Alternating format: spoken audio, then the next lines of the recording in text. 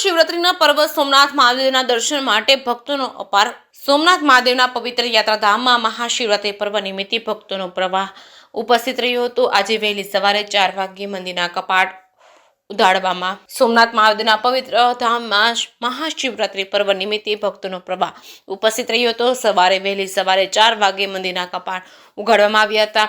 ત્યાંથી જ ભક્તો ઉમટી પડ્યા હતા। ભક્તિ પ્રવાસ સાથે પૂજા અર્ચનાનો કાર્યક્રમ સતત ચાલી રહ્યો છે। મંદિરને વિશેષ ફૂલોથી શણગારવામાં આવ્યું છે, જેના કારણે સમગ્ર પરિવાર દિવ્ય તેજ તેમજ ભક્તિ ભાવથી પ્રફુલ્લિત બન્યું છે।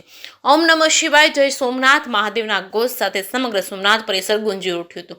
ભક્તોએ મહાદેવના દર્શનનો અનોખો આનંદ અનુભવ્યો છે। સોમનાથ મહાદેવને પ્રાંત મહાપૂજામાં વિશ્વ શાંતિ અને વિશ્વ કલ્યાણ થાય તેવી પ્રાર્થના કરવામાં આવી છે। સોમનાથ મહાદેવને વિશેષ પ્રાંત શૃંગાર કરવામાં આવ્યો હતો, જેમાં સુંદર પીતાંબરો તેમજ વિશેષ ફૂલહારનો ઉપયોગ કરવામાં આવ્યો હતો।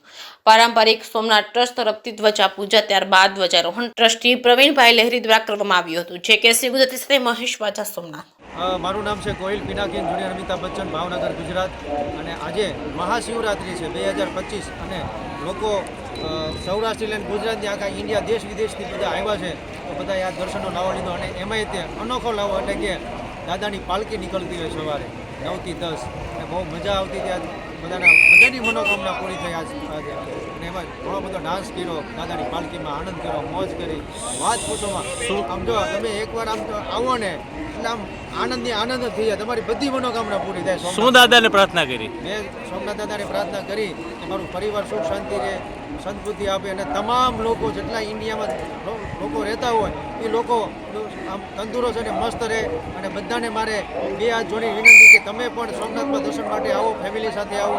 તો બસ એટલું જ કહીશ, ખુશ્બુ હે સોમનાથ મહાદેવ કી, અરે કુછ નહીં તો સોમનાથ में गुजारो। जय सोमनाथ।